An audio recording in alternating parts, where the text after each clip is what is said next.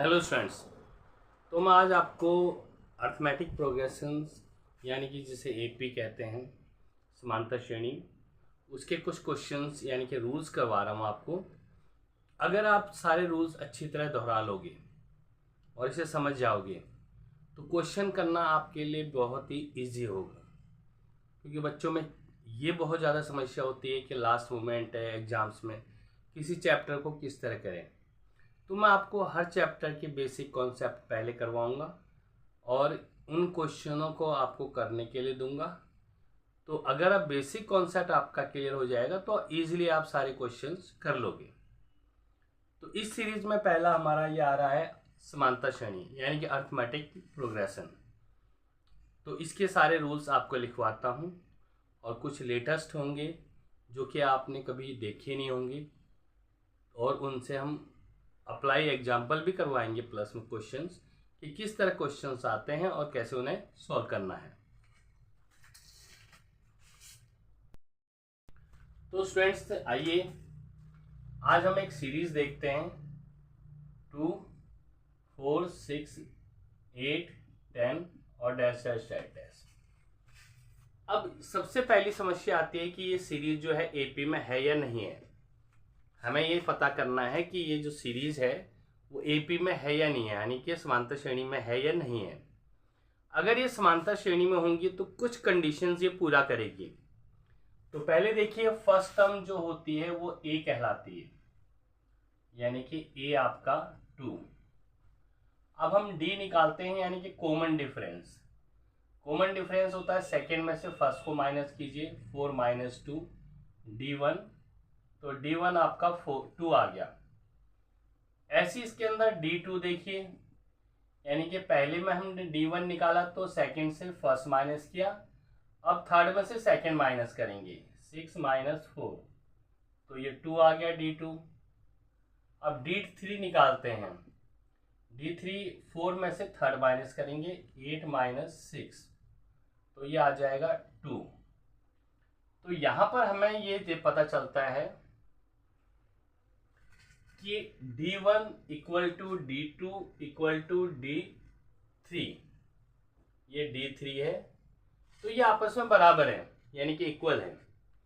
तो when all the common difference are equal then the series will be in AP, यानी कि arithmetic progression में होगा। यानी कि जब कभी भी कॉमन डिफरेंस यानी कि सार्व अंतर समान हो तो वो सीरीज जो है वो समांतर श्रेणी में होती है। तो यहां देखिए इनका कॉमन डिफरेंस सेम है तो ये एपी में होगी। तो यहां पर लिखेंगे since common difference is same so these are in AP. तो ये जो है एपी में है। तो दीज की जगह सीरीज लिखो, सीरीज इज या it is in AP, AP में है। तो यहां पर आपका आ जाएगा, हिंदी मीडियम लिख सकते हैं क्योंकि सार्व अंतर समान है। सार्व अंतर D1 D2 D3 होता है, तो इसलिए ये जो है वो एपी में है, यानी कि समांतर श्रेणी में। तो स्टूडेंट्स अब हमें ये पता करना है कि कोई भी सीरीज उसकी कोई भी टर्म्स निकालनी है तो कैसे निकालेंगे, यानी कि how to find the terms of an AP. जैसे सेकंड 5th टर्म्स निकालनी है या 10th टर्म्स निकालनी है या 25 टर्म्स निकालनी है, यानी कि पद निकालने हैं। तो कोई भी पद निकालने के लिए आपको क्या फार्मूला यूज करना होता है। तो सबसे पहले देखिए, रूल नंबर 2 है ये, हाउ टू फाइंड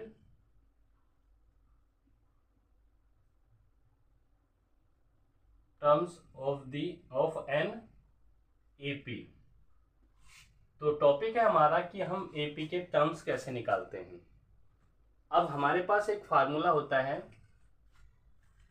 जैसे एक सीरीज पे हम विचार करते हैं 2, 4, 6, 8, 10, ये तो इस सीरीज में first, second, third, fourth, fifth ये एपी में है। ये तो आपको पता ही चल गया कि फर्स्ट से क्वेश्चंस मैंने आपको बताया था, क्योंकि इनके अंदर कॉमन डिफरेंस सेम है।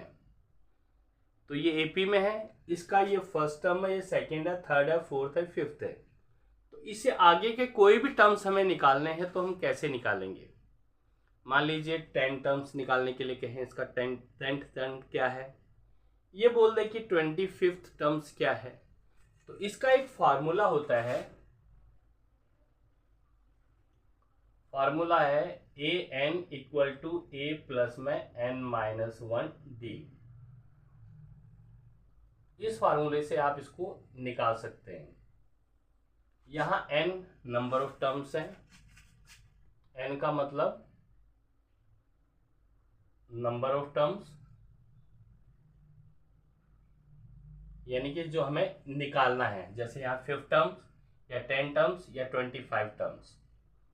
ए फर्स्ट टर्म होगी, और आपको पता है फर्स्ट टर्म तो हमेशा ये होती है, ये फर्स्ट टर्म होती है। और डी निकालना है, डी है कॉमन डिफरेंस। और कॉमन डिफरेंस आपको पता है कि सेकंड में से फर्स्ट को माइनस करने पर निकल आता है। तो इसमें देखिए, जैसे हम इसी सीरीज में लेते हैं, हमें निकालना है 20th टर्म्स। मान लो हमें 20th टर्म्स निकालना है, तो हमारे पास ए क्या है, ए आपका 2 है। डी क्या है, कॉमन डिफरेंस, सेकेंड में से आप फर्स्ट को माइनस कर दीजिए 2। अब ए हमें कौन सा टर्म निकालना था, 20, तो 20 लिखेंगे। ये आ जाएगा ए की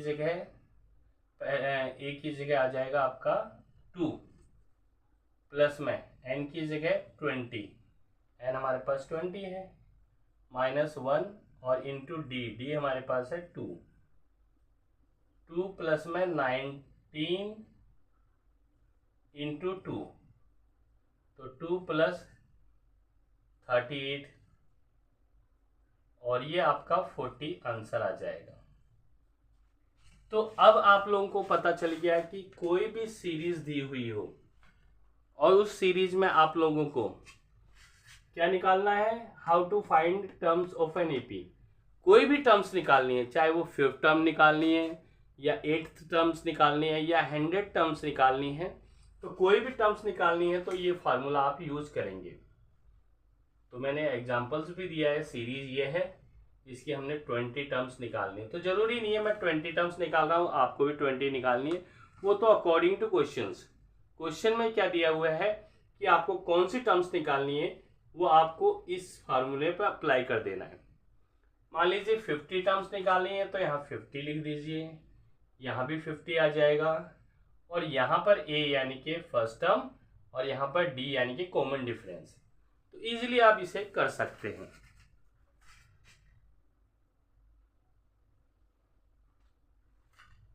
तो ये यहाँ पर आप क्या कर सकते हैं, ये 40 आ गया आपका आंसर।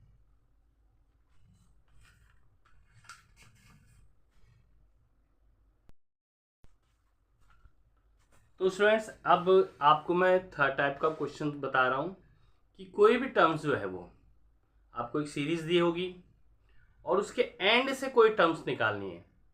ये तो स्टार्टिंग से थी, अब ये एंड से कैसे कोई टर्म्स निकालते हैं, यानी कि how to find any terms from the end. तो एंड से काउंटिंग होगी उसकी, वो टर्म्स निकालने का फार्मूला क्या है और इसे कैसे सॉल्व करते हैं। तो देखिए, यहाँ पर आपका एक फार्मूला होता है। सबसे पहले तो फार्मूला है इसका, एनी टर्म्स फ्रॉम एंड, यानी कि कोई भी टर्म्स एंड से क्या होगा, इसका फार्मूला है एल माइनस, और यहां पर आ जाएगा n-1 और d। ये आपका फार्मूला है। इस फार्मूले पर आपको कोई भी क्वेश्चन सॉल्व करना है इस फार्मूले को अप्लाई करके।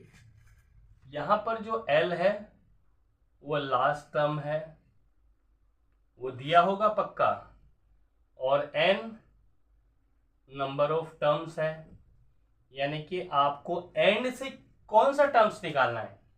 फिफ्थ निकालना है तो यहाँ 5 आ जाएगा, 6 निकालना है तो यहाँ 6 आ जाएगा, 9th निकालना है तो यहाँ 9th आ जाएगा। और डी आपको पता ही है कि डी का मतलब होता है कॉमन डिफरेंस। कॉमन डिफरेंस यानी कि कॉमन डिफरेंस का मतलब होता है सार्व अंतर। अब हम एक एग्जांपल्स लेते हैं। सपोज कीजिए, एग्जांपल्स में सभी का एक ही ले रहा हूं ताकि आपको क्वेश्चन इजीली समझ आ जाए। एक ही एग्जांपल्स ले रहा हूं तो उससे आपको क्वेश्चन इजीली समझ आ जाएगा और आप कर लोगे। तो ये 2 4 6 8 डैश डैश डैश डैश 24। अब यहाँ पर चलो 34 ले लेते हैं, ज़्यादा टर्म से ले लेते हैं। ये फर्स्ट टर्म है, ये सेकेंड है, थर्ड है, फोर्थ है, ये लास्ट टर्म है आपकी। क्या दिया हुआ है? ये लास्ट टर्म है। तो अब हमसे पूछा जा सकता है कि लास्ट से जो है 8th टर्म्स निकाल दीजिए। तो जरूरी नहीं 8th ही पूछे, वो 10th भी पूछ सकता है, 12th भी पूछ सकता है, 15th भी पूछ सकता है। तो हमें लास्ट से 8th टर्म्स निकालनी है। तो यहाँ पर हमारे पास एक, हमें किस चीज की जरूरत है? एक एल की। तो एल आपके पास क्या है? एल आपके पास है 34। उसके बाद आपको जरूरत है डी की। तो डी निकालने का तरीका है सेकंड में से फर्स्ट माइनस कर दीजिए, तो ये आ गया 2। अब एल भी आपके पास है, ये भी है डी। एन हमें निकालना है, एन का मतलब होता है नंबर ऑफ टर्म्स। तो हमें निकालना है 8th terms from the and. And से हमें 4 टर्म्स निकालनी है। तो इसके लिए आपको एक फार्मूला मैंने आपको बताया था कि फार्मूला हमें यूज करना है। तो फार्मूला हमारे पास है एनी टर्म्स फ्रॉम एंड। तो यहां लिखेंगे 8th टर्म फ्रॉम एंड। तो एंड से 8th टर्म्स निकालते हैं, तो इसका फार्मूला है एल। एल हमारे पास है 34 माइनस एन। एन आपका मैंने बताया था 8th टर्म्स है, तो यहाँ 8 आ जाएगा, -1 डी। डी हमारे पास है 2। तो यहां पर आ जाएगा 34 माइनस 8 माइनस ब्रैकेट में, तो यहां पर लिख देते हैं हम 34 माइनस 8 में से 1 गया तो 7 और यहाँ 2। तो ये 34 माइनस 14 और ये 20 आपका आंसर आ जाएगा। तो स्टूडेंट्स ये आपका क्वेश्चंस है। आजकल एग्जाम्स में ये क्वेश्चन बहुत ज़्यादा आ रहा है और लास्ट ईयर के 5 इयर्स के क्वेश्चन देखिए, इसमें से बहुत क्वेश्चन आया हुआ है इस टाइप का। तो आप अब निकालना सीख गए होंगे कि how to find any terms from the end, यानी कि अंत से कोई टर्म्स कैसे निकाला जाता है। तो फॉर्मूला आपका ये है, एग्जाम्पल्स मैंने आपको ये दे दिया है और इसका सॉल्यूशंस आपको निकाल दिया है। तो स्टूडेंट्स ये आपका रूल नंबर 4 है। Rule number 4। अब हमारा टॉपिक है how to find sum of a terms. आपको एक सीरीज दी जाएगी, उसमें आपको कहा जाएगा कि सम फाइंड आउट कीजिए, यानी कि योग। मान लीजिए वो कह रहा है कि पहले 20 टर्म्स का सम निकालिए, या 40 टर्म्स का सम निकालिए, या 50 टर्म्स का सम निकालिए, किसी का भी निकाल सकते हैं। तो ये क्वेश्चन आ गया how to find the sum of the terms. Topic है हमारा हाउ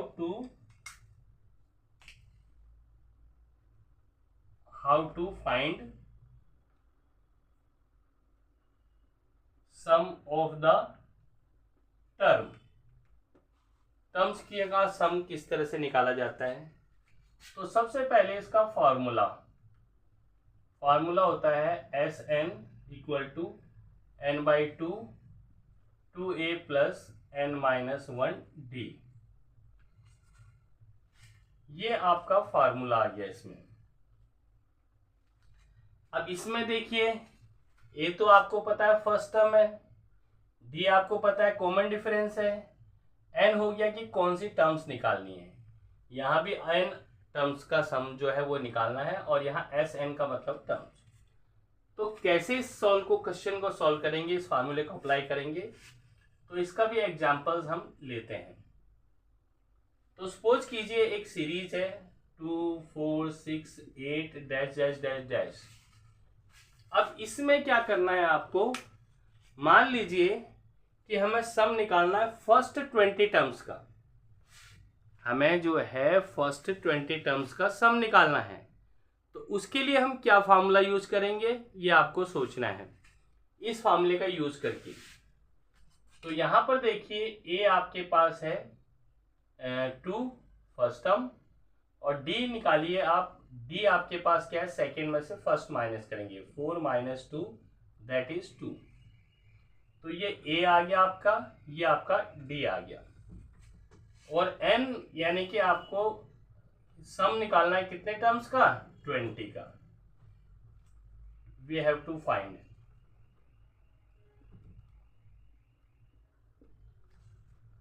तो 20 टर्म्स का सम निकालने का फार्मूला होता है, यहां पर ये फार्मूला यूज कीजिए।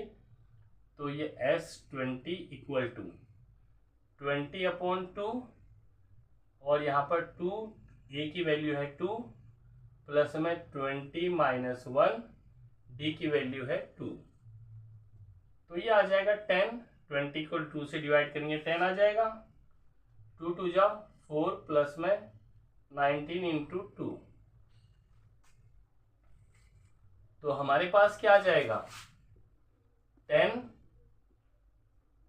और यहाँ पर 4 प्लस में 19 2 जा 38, और ये आ जाएगा 10 × 42। तो 420 अगर इसको मल्टीप्लाई करेंगे तो ये आ जाएगा। तो स्टूडेंट्स ये आपका आ गया कि how to find sum of the terms. Sum of the terms निकालने के लिए आप इस फार्मूले का यूज करेंगे। बड़ा ही आसान फार्मूला है, और अप्लाई करना भी मैंने बता दिया। एग्जाम्पल्स में आपको सबका एक जैसा ही ले रहा हूं, ताकि आपको समझने में आसानी हो। Okay students.